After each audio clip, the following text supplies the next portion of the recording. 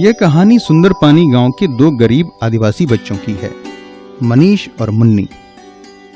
मनीष पहले गाय बकरी चराया करता था और मुन्नी घर के कामों के अलावा अपने छोटे भाई बहनों की देखरेख करती थी। इन बच्चों ने कभी स्कूल का मुंह भी नहीं देखा था। इनकी जिंदगी इसी तरह कट रही थी। लेकिन अब मनीष और मुन्नी गांव के ही स्कूल में 6वीं कक्षा में पढ़ते हैं। पढ़ने लिखने में दोनों ही बहुत होशियार हैं। लेकिन स्थिति हमेशा से ऐसी नहीं थी। इस स्थिति को बदलने के लिए गांव के लोग और संस्था के साथियों का बड़ा योगदान रहा है। इस बात की तस्दीक स्कूल के पीटी अध्यक्ष और गांव के अन्य लोग भी करते हैं। अच्छा पूरे पारे माँ बाप का नाम भी लिखना सीख गया, कई छोटा बड़ा भी सीख गया।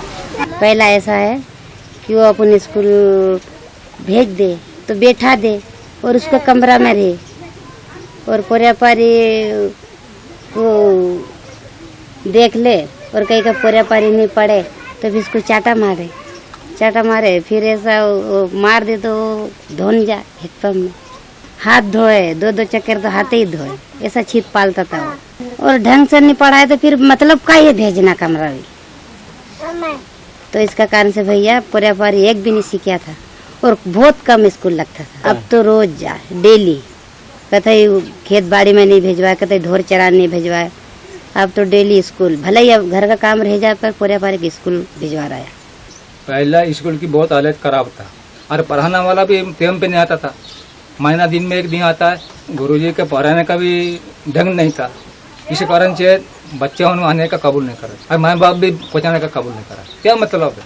पहले हमारे स्कूल का हालत तो बहुत ही खराब था कि अपना स्कूल भी सही ढंग से लगता नहीं था। गांव का बच्चों का वगैरह सबका मतलब स्थिति बहुत खराब था कि बच्चे कहीं ढोर चरा रहा, कहीं जंगल में घूम रहा, तो कहीं खेत में जा रहा, कहीं गली गोया में ऐसा कूदता था, कहीं धूल मिट्टी में खेलता था। तो उस समय मेरे को BRC में कम से कम 8 दिन 15 दिन 4 दिन के बाद में बहुत जाना पड़ता था स्कूल का सम्मेलन के बाद में कि हमारे स्कूल में मास्टर क्यों नहीं पढ़ाई करता है। और ऐसा क्या है कि महीना दिन 15 दिन के अंदर ऐसा स्कूल लगता है फिर चल जाता है। उसमें भी पूरे गांव के बच्चा पूरा उपस्थित नहीं होता था। और कहीं 2-4 कहीं से भी गेली गोया में कहीं खेल रहा है, उनको उठा के लेके आया, चलो तुमको गोली भी स्कूल लेके आएगा ऐसा करके, और 2-4 बच्चा उनको पढ़ाता था और भग जाता। इसका बाद में ऐसा कर करके हमने कलेक्टर पास भी आपने लिखित में दिया था हमने कि हमको दूसरा टीचर हमको बदला के दिए। टीचर हमारा गांव में बच्चे पढ़ाता नहीं, मध्याह्न भोजन ना ठीक से चलता, ना कुछ नहीं चलता था, सब बहुत स्थिति खराब था। उसका बदले में उसको अपना गांव से उसका कंप्लेन कर दे। अब पहले से तो बहुत ही बदलाव आ गया। बच्चे उनका मतलब साफ सफाई लेने लग गया, ज़्यादा घूमता नहीं, कहीं नहीं गया तो स्कूल में पढ़ाई करके फिर घर भी आता है, घर भी पढ़ाई करता है। लेकिन अब आपको लग रहा होगा कि यह सब हुआ कैसे। तो हुआ यूं, बच्चों को पढ़ाने के लिए कुछ मैंने अलग तरीके से गतिविधि अपनाया था, जिसमें पहले तो शुरुआत में बच्चों को कहानी गीत कविता से पढ़ाना शुरू किया। इसके बाद में फिर मैंने बच्चों का 4 समूह बनाया। चारों समूह में अलग अलग बच्चों को बिठाया और हर बच्चे को अलग अलग स्तर के बच्चे को बिठाता था। पहले समूह में मैं ऐसे बच्चों को लिया था जिनको बिल्कुल अभाषा कुछ नहीं आता था, ऐसे बच्चों को। दूसरे समूह में अभाषा से शब्द बनाना सिखाया, अक्षरों को जोड़ के। फिर अक्षर शब्द जो सीखे गए हुए थे बच्चे, उनका फिर तीसरा ग्रुप बनाया। तीसरा ग्रुप में फिर उनको शब्दों को जोड़ के वाक्य बनाना सिखाया, और जो वाक्य बना लेते थे ऐसे बच्चे जो थे उनको कहानी पढ़ना सिखाया। फिर तो इसी प्रकार मैंने चारों समूह में अलग अलग तरीके से गतिविधि कराते रहा। और गणित में भी इसी प्रकार से पहले समूह में गिनती सिखाना, कंकड़ से, ठोस वस्तु से, डाइस से और भी बहुत से सामग्री अपनाते थे, और उसके आधार पर उनको गिनती सिखाना। उन्हीं तिलियों के माध्यम से उनको इकाई दहाई का समझ बनाना, और इकाई दहाई के साथ में खेल खिलाना। गणित वाले कार्डों के माध्यम से, कागजों में ड्राइंग शीट के कार्ड बनाकर उसमें बच्चों को पकड़ाकर उनसे जोड़ घटाव सिखाना। इस प्रकार से बहुत से गतिविधि अपनाया और बच्चों को ऐसे गतिविधि में बहुत मजा भी आया, और इससे काफ़ी बच्चों में परिवर्तन आया। बाल मित्र का जो तरीका जो है असल वो मेन रूप से खेल में जो उसकी शिक्षा जो देते हैं, बच्चों से टीम बनवा के खेल खिलवाता है। उसी में पहाड़े, गिनती, ABCD ये सिखाता है। TLM का जो नए नए प्रयोग करते हैं, चित्रकारिता करते हैं, गाने जो है जो छोटे स्तर से लेकर के गाने बड़े स्तर तक, तो मील के पत्थर की तरह एक मील के पत्थर से दूसरे मील के पत्थर तक बच्चों को ले जाता है और उसमें बच्चा जो है खुद करता है, बाल मित्र वाले का गाइड करता है और बच्चा स्वयं करता है, तो उससे बच्चा ज़्यादा रुचि लेता है। ये कहना चाहिए उसका सबसे बढ़िया प्रयास है और ये काफ़ी अच्छी पद्धति भी है और उससे यहाँ पर कह मतलब छात्रों का जो रुझान यानी रुचि जो है पढ़ाई के प्रति या पालकों की जो रुचि है वो ज़्यादा जागृत की है। पहले माता पिता बच्चों को भेज देते थे, उसका बच्चा आया या नहीं आया जानकारी नहीं लेते थे, लेकिन अब माता पिता बच्चों यदि बच्चा स्कूल आने से मना करता है तो उसको छोड़ने भी आते हैं, यदि उसको मार्केट ले जाना है तो स्कूल से यदि मार्केट ले जाना है तो उसको लेने के लिए भी आते हैं और बता के जाते हैं कि हम अपने बच्चे को मार्केट या बाजार ले जा रहे हैं। दूसरा सहयोग जो है पढ़ाई के प्रति कि गुरुजी वो आज आ नहीं रहा है या घर में पढ़ता नहीं है, इस तरह की सारी समस्याएं जो है जो बच्चे की जो उसकी मूलभूत समस्या है उससे मेरे को अवगत कराते हैं और बताते कि आप सदा स्कूल में डांटना और इस तरह का सहयोग बिल्कुल पालकों का यहाँ पर काफ़ी अच्छा मिल रहा है। धन सिंह के लिए परिस्थितियां आसान नहीं थीं। उसे यह सब करने के लिए शुरुआत में काफी मशक्कत करनी पड़ी। जब मैंने आके देखा यहाँ पे कि गांव की स्थिति बहुत खराब थी और इसके साथ साथ गांव की तो थी लेकिन स्कूल की और ज़्यादा खराब लगी मुझे। फिर जाके गांव के लोगों से कुछ 2-4 लोगों को इकट्ठा किया, उनसे पूछा कि कैसे चल रहा है ये गांव का, स्कूल लगता है कि नहीं लगता, शिक्षक आते हैं कि नहीं आते। तो शिक्षक गाँव के लोगों ने बताया कि शिक्षक तो आते हैं लेकिन महीने में 1-2 बार आते हैं और वो भी आके पढ़ाते नहीं है, वैसे ही थोड़ा बहुत काम करके और चले जाते हैं। और ऐसे में अभी कम से कम 2-3 साल से हमारे गांव में ऐसे ही स्थिति चल रहा है, बच्चे भी नहीं पढ़ रहे हैं, सभी बच्चों का स्थिति खराब है। तो इस प्रकार से फिर मैंने सोचा कि मैं खुद भी इसमें थोड़ा कोशिश करूं और मैंने प्रयास किया। फिर जाके गांव में बच्चों से के पालकों से संपर्क किया। पहले तो तैयार नहीं हुए, उन्होंने यही बोला कि हमारे 10 साल से गांव में स्कूल बना है लेकिन अभी तक कोई बच्चा 5वीं पास नहीं हो रहा, तो तुम क्या कर लोगे, तुमसे नहीं होगा ये काम। लेकिन फिर भी मैंने उनको विश्वास दिया कि तुम अगर बच्चों को रोज भेजोगे तो बिल्कुल एक दिन तो ऐसा होगा कि अपना स्कूल आगे आएगा। फिर गांव में गया, मैं गांव में हर बच्चे से मतलब गांव में जाके और हर घर जाके और बच्चों का स्तर के हिसाब से मैंने ये देखा कि वहाँ पे नाम कितने बच्चों का स्कूल से जुड़ा है।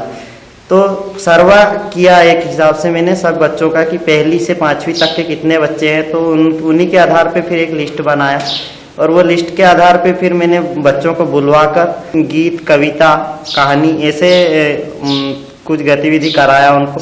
और इसके बाद में जब पढ़ाने का मौका आया तो बच्चों का थोड़ा उपस्थिति तो कम रहा था, तो फिर हमने गांव में लोगों से संपर्क किया लेकिन फिर भी उपस्थिति में कोई परिवर्तन ज़्यादा नहीं आया। धन सिंह की मदद के लिए उसके साथ अब एक और साथी सेवक राम भी आ गया था। दोनों बच्चों के माता पिता से घर घर जाकर मिलते थे, बातचीत करते थे और बच्चों को स्कूल भेजने की बात कहते थे। इस पर गांव के कुछ लोग कहते कि गांव का स्कूल तो खुलता नहीं है, शिक्षक कभी आते हैं कभी नहीं आते, और आते भी हैं तो बच्चों को पढ़ाना तो दूर स्कूल तक नहीं खोलते हैं, इधर उधर घूम फिर के घर चले जाते हैं। इसी पढ़ाई से तो अच्छा हमारे बच्चे घर का काम ही करें। इस तरह किसी ने अच्छा कहा तो किसी ने बुरा भी कहा। लोगों की बातें सुनने के बाद भी दोनों ने हार नहीं मानी और रोज लोगों के घर घर जाकर बच्चों को पढ़ने के लिए भेजने की बात कहते रहे। दोनों की मेहनत रंग लाई और एक दिन ऐसा आया कि पढ़ने वाले बच्चों की संख्या बढ़ गई, बच्चे ज़्यादा संख्या में स्कूल आने लगे। इसका नतीजा यह हुआ कि स्कूल में बैठने की जगह की कमी पड़ गई। स्कूलों में हम लोग पहले तो जाकर के हमने देखे कितने बच्चे दर्ज हैं, उसके बाद में आते कितने बच्चे हैं। फिर कम्युनिटी में गए, कम्युनिटी में जाने के बाद में हम लोगों ने पालकों से संपर्क किए। जो लोग पालक स्कूल बच्चे को नहीं भेज रहे थे उन लोगों के घर घर जाकर के हम लोगों ने संपर्क किया। उसके बाद में संपर्क करने के बाद में कुछ पपेट के माध्यम से या कठपुतली के माध्यम से हमने लोगों में जागरूकता लाई कि प्रत्येक गाँव में जो है हम लोगों ने कठपुतली बताए, पपेट बताए, उसके माध्यम से लोग जागरूक हुए। उसके बाद में हम लोगों ने मीटिंग भी जो है महीने में यूथ की मीटिंग, युवा साथियों की मीटिंग, जिसमें युवा साथियों को समझाना कि शिक्षा कितने महत्वपूर्ण है और हमारे गांव के बच्चों को पढ़ाना कितना जरूरी है। तो आज हम लोगों ने इतना संपर्क करने के बाद यूँ मान के चले कि हम लोग एक सफलता के ऊपर पहुँचे कि हम लोगों ने देखे हैं कि स्कूलों में काफ़ी बच्चे जो है अब नियमित हो गए हैं। जनमित्र लगभग मेरा ख्याल है कि वो सप्ताह में 2 दिन आते हैं, 2-3 दिन का टाइम देते हैं मेरे को स्कूल में यहाँ आने पर। सप्ताह भर की हुई कार्रवाई की जानकारी लेते हैं जो बाल मित्र के द्वारा दी गई, और जो नए नए उनके पास जो आदेश से संदेश रहते हैं, नई नई जो योजनाएं हैं, और उसके माध्यम से जो है गांव के सभी लोगों का पढ़ाई के प्रति जो है आकर्षण जो है वो और ज़्यादा बढ़ता गया है। हाँ, बच्चों में भी बिल्कुल बदलाव है। बच्चे में एक जो पहले के समय जो एक डर की जो भावना थी, कहना मतलब स्कूल आने के प्रति मेरा जहाँ तक ख्याल है कि वो भय बिल्कुल ही समाप्त है। बच्चा निर्भय होकर मेरा स्कूल तक आता है और स्कूल से घर जाता है, और इस निर्भयता को मैं बिल्कुल छुट्टी के समय बिल्कुल हर बच्चों के चेहरे पर देखता हूँ और ऐसा महसूस भी करता हूँ। सेवक राम और धन सिंह गांव के लोगों के साथ लगातार संवाद करते रहते थे। इस वजह से पालक शिक्षक संघ भी अपनी जिम्मेदारी को समझने लगा और स्कूल की देखरेख में सक्रिय हो गया। पालक शिक्षक संघ ने स्कूल में नए शिक्षक की बहाली के लिए बीआरसी कार्यालय में आवेदन दिया। पीटीए सदस्य अधिकारियों से लगातार मिलते रहे, जिसकी वजह से कुछ समय बाद सुंदरपानी गांव के स्कूल में नए शिक्षक बच्चों को पढ़ाने के लिए आने लगे। इस बार गांव के लोगों ने शुरू से ही शिक्षक के साथ बातचीत की और कहा कि यदि आप हमारे बच्चों को ढंग से पढ़ाएंगे और स्कूल अच्छे से चलाएंगे तो हम भी हर तरह से आपकी मदद करेंगे। इस तरह से शिक्षक और गांव के लोगों के मिले जुले प्रयास से सुंदरपानी गांव के स्कूल में कई तरह के काम हुए। गांव के लोगों ने आपसी सहयोग से स्कूल भवन की बिगड़ती हालत को सुधारने का काम भी किया। उनके इस काम में बीआरसी कार्यालय ने भी सहयोग किया। सुंदरपानी स्कूल के बारे में मेरा ये कहना है, चूँकि वो टोटली आदिवासी क्षेत्र है और अब से 3 साल पहले वहाँ कुछ स्थितियाँ पढ़ाई के क्षेत्र में अलग थी, और अब विगत 3 वर्षों में हमने ये देखा है कि सर्व शिक्षा अभियान जो संचालन हो रहा है, इसमें शासन की मंशा जन भागीदारी की, मगर उस क्षेत्र में जो काम हम चाहते थे रिजल्ट वो नहीं मिल पा रहे थे। मगर समावेश संस्था ने एक वहाँ ऐसा माहौल क्रिएट किया कि वहाँ आम पब्लिक जो है कि साक्षरता के प्रति उनकी रुचि जगाई, और उन पालकों ने जो अपने बच्चों को स्कूल भेजने से कतराते थे, और सामान्यतः वहाँ स्कूल की उस समय तक हमारे यहाँ सुविधा भी जो हम उपलब्ध कराना चाह रहे थे वो नहीं थी, मगर समावेश संस्था ने जो प्रयास किए हैं उस क्षेत्र में लोगों में जो एक रुचि जगाई या उनको मोटिवेट किया है, उसके सार्थक परिणाम है कि विगत 3 वर्ष में और आज में इतना अंतर है कि वहाँ लगभग 60% बच्चे शाला में आ रहे हैं। हाँ, एक चीज़ और मैं आपको परिवर्तन बताता हूँ कि शासन की मंशा जन भागीदारी की रही, इसमें पालक शिक्षा संघ की पहले बिल्कुल गौण भूमिका थी, मगर अब इन 3 वर्षों में जो परिवर्तन मैंने मुख्य रूप से देखा है कि वहाँ पालक शिक्षा संघ ने भी एक पहल की है कि वहाँ पे पहले हमारा मतलब सरकारी जो स्कूल था, स्कूल भवन नहीं था, मगर जब जो प्रयास किए उस टूटे भवन में वहाँ के पालकों ने विशेष रुचि ली, और जो एक नाका था यानी स्कूल में बैठक सुविधा न होने का, उन पालकों ने विशेष रूप से जो आप लोगों ने बाल मित्र समय संस्थान जो बाल मित्र वगैरह बनाए हैं, उन लोगों के माध्यम से उन बच्चों को वहाँ बैठाला, और आज ये स्थिति है कि यदि वहाँ मध्याह्न भोजन या कोई भी स्थिति या कोई भी चीज़ यदि वहाँ गड़बड़ी पाई जाती है उस क्षेत्र में पर्टिकुलर, तो इतनी जागरूकता वहाँ आ चुकी है वो तत्काल फ़ोन पे बताते हैं कि हमारे यहाँ ये सुविधा नहीं है या शिक्षक नहीं आ रहा है या ये नहीं आ रहा है। और बाल मित्र जो अभी आप लोगों का एक नया प्रयोग जो मैंने देखा है, जो पढ़ाई का एक पैटर्न बच्चों को मतलब चित्रों के माध्यम से, कठपुतली के माध्यम से या ना स्वयं सीखें, वो बच्चों में अपने आप में एक नया प्रयोग मेरे नज़र में आया, अभी तक मेरे देखने में नहीं आया। और मैं ये अपेक्षा रखूँगा कि जिस तरीके से सुंदरपानी में आपने इसको चाहे प्रयोग के रूप में लिया हो या उसको एक मॉडल के रूप में लिया हो, ये पूरे क्षेत्र में हो, और हम लोगों को जितना सहयोग बनेगा हम लोग करेंगे। धन सिंह और सेवक राम माणिक के प्रयासों से सुंदरपानी गांव के लोगों ने कुछ ऐसा कर दिखाया कि स्कूल के सरकारी शिक्षक भी रोज समय पर स्कूल आते हैं। इतना ही नहीं, पालक शिक्षक संघ के सदस्यों के साथ मीटिंग में बैठते हैं और बच्चों के स्कूल न आने पर बच्चों के घर जाकर माता पिता से बच्चों को स्कूल भेजने को भी कहते हैं। धन सिंह और सेवकराम माणिक के इस गांव में आने से पहले स्कूल बंद रहता था। स्कूल भवन की छत भी टूटी हुई थी। शिक्षक महीने में 3-4 बार ही स्कूल आते थे। बच्चे भी स्कूल नहीं आते थे। लेकिन अब पहले जैसे स्थिति नहीं रही। स्कूल रोज समय पर खुलता है, शिक्षक भी समय पर आते हैं, बच्चे भी अधिक संख्या में स्कूल आने लगे हैं। बच्चों को मध्याह्न भोजन भी दिया जाता है। स्कूल भवन में भी सुधार हुआ है।